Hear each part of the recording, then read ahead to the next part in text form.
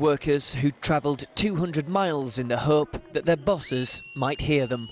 Today, Westminster echoed with the sound of those who were desperate to keep their jobs, while just over the road, BAE shareholders held their annual general meeting.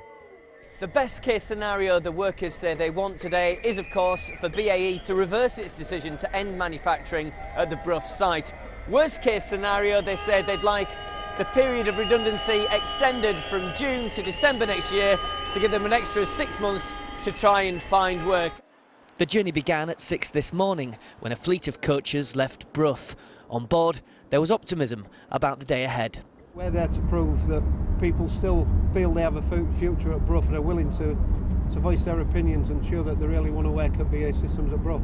Today's probably the last chance saloon, so hopefully we'll go down there and make our voices, our sort of concerns clear.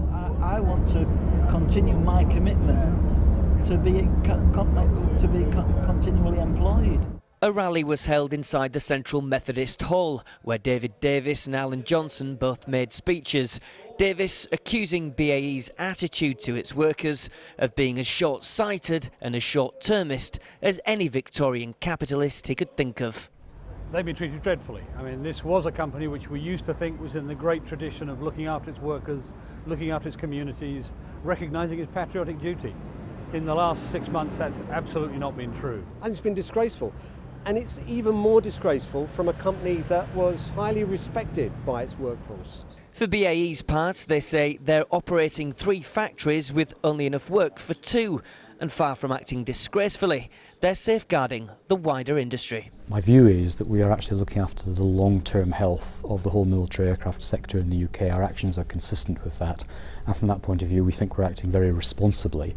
But we do recognise that it's a tough decision. If we didn't make this tough decision, then we'd actually be letting down the remainder of the workforce and our shareholders and the governments that we provide products to, and the men and women of the armed forces who actually use our products.